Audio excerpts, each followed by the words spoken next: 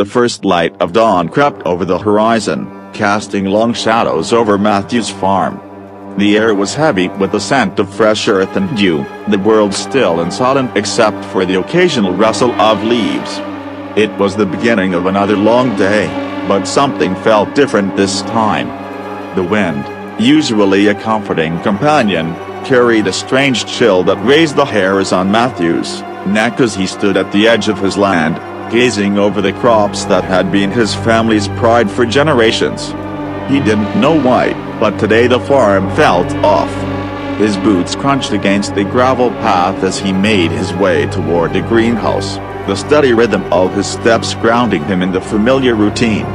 But as he walked past the ancient oak tree at the far edge of the property, something caught his eye.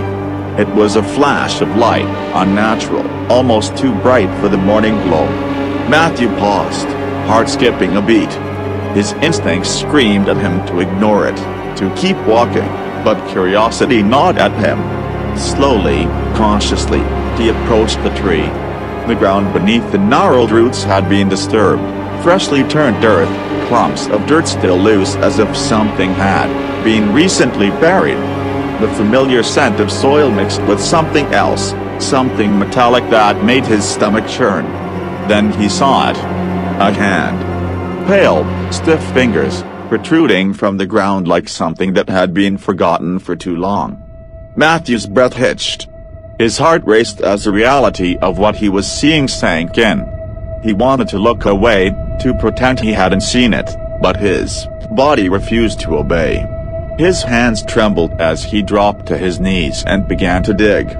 With each handful of dirt he pulled away, a growing sense of dread filled the air. The wind seemed to stop, leaving only the sound of Matthew's frantic digging.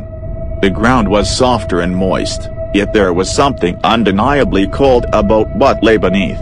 He paused, heart pounding, as his fingers brushed against something hard. With a mixture of fear and determination, he unearthed a skull. Empty eye sockets stared up at him, haunting and accusatory. A scream clawed at his throat, but no sound came. His mind raced, trying to comprehend the enormity of what he had uncovered. This was no old grave. No forgotten resting place of a long-dead ancestor. This was something far more sinister. He had just uncovered murder. Matthew's hands shook as he tried to cover the body again, but it was too late. His breath was shallow, his mind spinning, when the unmistakable sound of footsteps reached his ears. Someone was coming. Someone who knew. He whipped around, his heart in his throat, only to see a shadow standing at the edge of the clearing. A figure cloaked in darkness, their face hidden in the dim light of the early morning. The figure didn't move, didn't speak, but the presence was palpable. It was as if the very earth had grown silent in their wake. The voice that finally spoke was low, smooth, and cold. "What have you found, Matthew?" The words lingered, like an ominous whisper in the wind. Matthew's body stiffened as the voice seemed to wrap around him, sending chills down his spine. He knew the voice. He had heard it before, but it didn't belong to anyone he knew. It was a voice that carried secrets, and those secrets were not meant to be uncovered. "You weren't supposed to see this," the figure continued, taking a slow step forward, their silhouette dark against the pale light of the dawn. Matthew's breath caught. His chest tightened with a mixture of fear and confusion. The earth beneath him felt like it was closing in, like the grave he had uncovered was somehow reaching up, pulling him into its depths. Before Matthew could react, the figure turned and began to walk away, disappearing into the mist that had settled over the farm.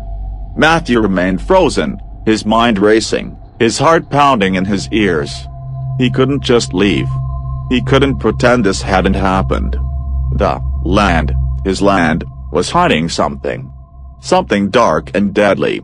And now, Matthew was a part of it. The search for answers consumed him over the next few days. He retraced every step, every piece of the puzzle. But with every new clue he uncovered, the danger grew closer. The shadows seemed to watch him, following his every move. Every whisper in the wind felt like a warning. Every flicker in his peripheral vision made him jump. Someone, something, was hunting him. Matthew's neighbors, once friendly faces, now seemed like strangers.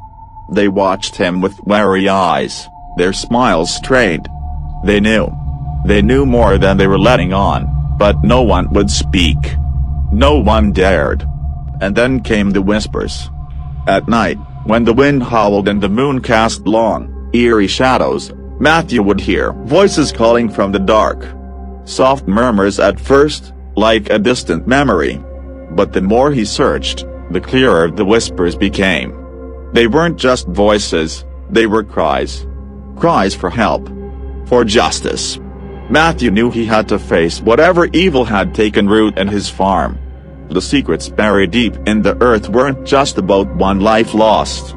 They were about many, about a darkness that had been growing, feeding, for years.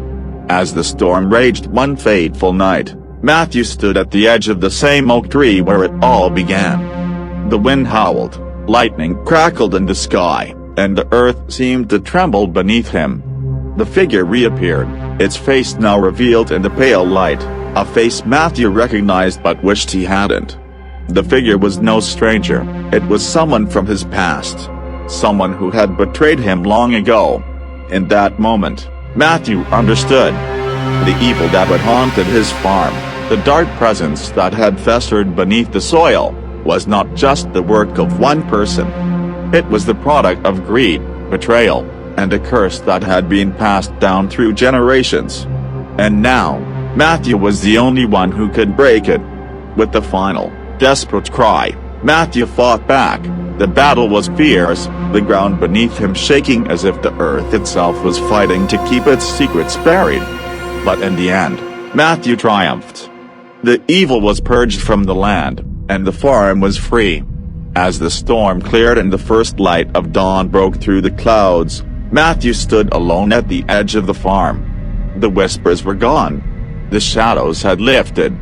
The land that had once been tainted by darkness was now his again, pure and untouched. Matthew knew he had paid a heavy price for his freedom, but as the morning light bathed the land in gold, he felt a sense of peace settle over him for the first time in years.